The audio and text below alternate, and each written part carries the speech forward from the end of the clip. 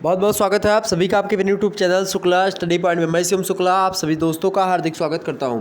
दोस्तों आज का वीडियो बहुत ही महत्वपूर्ण होने वाला है, चाहे आप बीए में हो, बीएससी में हो, बीकॉम में हो, या फिर आप एमए, एमएससी, एमकॉम में हो, या फिर आप बीएड कर रहे हैं, तो आप सभी के लिए यह लेक्चर बहुत ही ज़्यादा महत्वपूर्ण होने वाला है। इस वीडियो के माध्यम से हम जानेंगे कि आखिरकार आप अपनी परीक्षा की तैयारी कम समय में कैसे कर सकते हैं।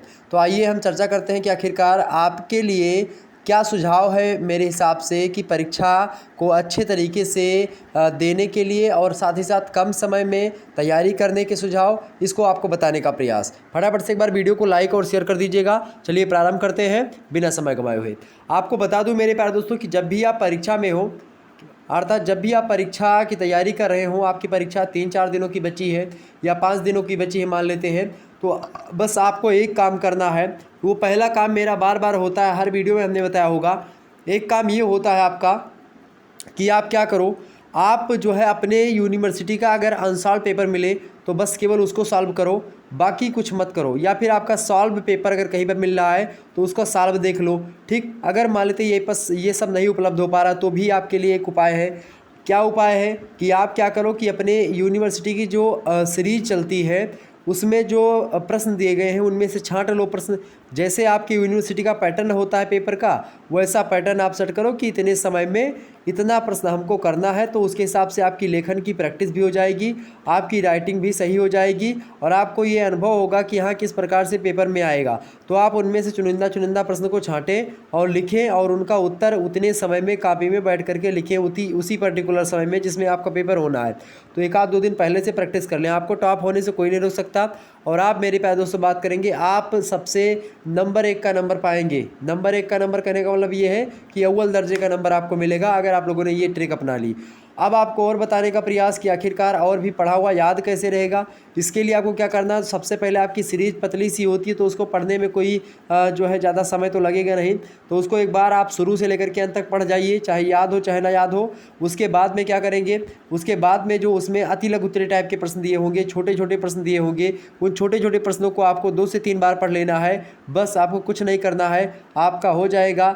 अगर आपने बड़े बड़े प्रश्नों को पढ़ा, एक बार पढ़ा है, दोबारा या तिबारा आपने छोटे छोटे प्रश्नों को पढ़ लिया, उसके बाद में क्या होगा कि छोटे प्रश्नों के माध्यम से आप बड़े प्रश्नों की जो चीज़ें होंगी उनको जान सकेंगे। कहने का मतलब ये है कि आपको याददाश्त, अर्थात आपकी जो याद होगी, वो जो आपने पढ़ा है उसको कहीं ना कहीं पे ताज़ा करेगी कौन, जो आप अति लघु उत्तरीय टाइप के यानी छोटे प्रश्नों को पढ़ेंगे तब।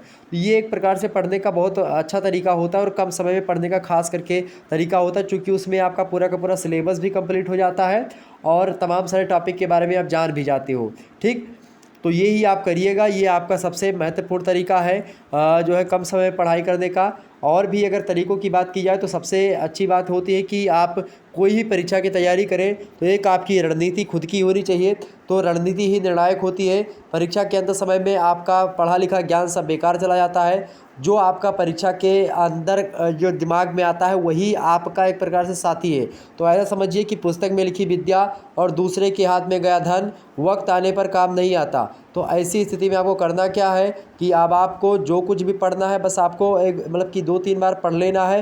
पढ़ने के बाद में याद नहीं करना है। मान लेते आपने याद किया और वो प्रश्न आया भी नहीं तो आपको कुछ नहीं हो सकता। तो इसीलिए सारी की सारी चीज़ों को पढ़ लीजिएगा, याद करने के चक्कर में ना पड़े। इस वीडियो बनाने का मेरा मेन मकसद यही था कि आप प्रश्नों को याद ना करें।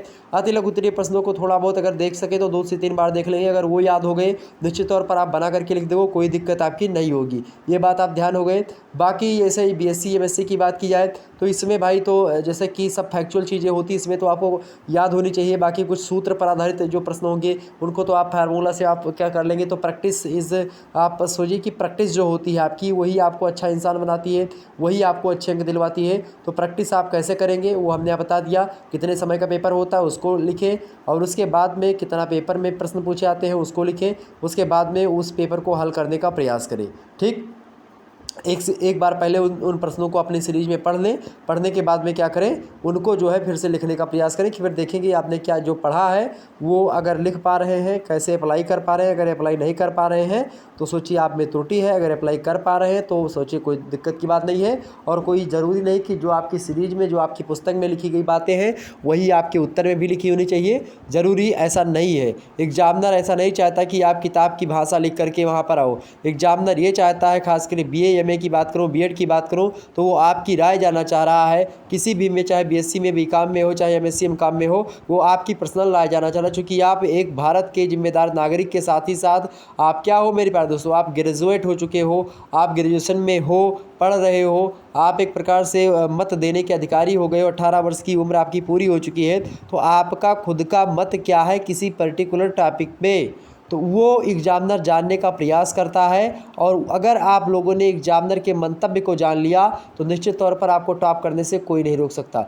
ये भी बात आप बड़े कंठस्थ मतलब कि बड़े ध्यान से कंठस्थ करिएगा, ठीक, कि एग्जामिनर चाह क्या रहा है। जो एग्जामिनर चाह रहा है उसी के हिसाब से आप जो है माल की सप्लाई करें। कहने का मतलब ये है कि आपको मान लेते हैं कि एक मतलब पानी जो है प्यास लगी है आपको, अब आपको कोई शरबत ला करके बार बार दे तो क्या आप शरबत पीना पसंद करेंगे? नहीं करेंगे ना। या आपको प्यास लगी है पानी की, आपको कोई चाय पिलाए तो क्या अच्छा लगेगा? नहीं अच्छा लगेगा ना। आपको पानी, जब प्यास लगी तो आपको पानी चाहिए, चाय की तलब लगी तो आपको चाय चाहिए, नहीं तो मदिरा वगैरह की तलब लगी तो आपको मदिरा चाहिए। तो ये चीज़ होती है अलग अलग प्रकार की। हालांकि मदिरा वो थोड़ा सा हंसी के लिए बोल दिया, बाकी इसका सेवन एक प्रकार से सर्वथा अनुचित है, तो आप लोग इसका बिल्कुल भी सेवन नहीं करेंगे, ये बात आप ध्यान रखेंगे। तो ये क्लियर होगी बातें, तो इतना चीज़ क्लियर हुआ आपका।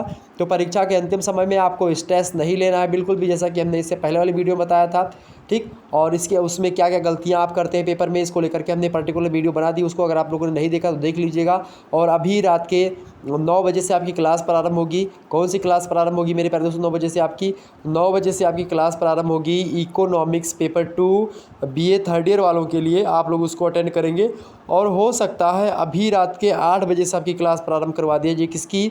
हिंदी साहित्य पेपर 1 की आधुनिक हिंदी काव्य की क्लास हो सकता है अभी रात के 8 बजे से आपकी मैं प्रारंभ करूं। तो आप लोग जो है बने रहेगा, अगर होती है तो होती है, बाकी जो है देखा जाएगा फिर, ठीक है।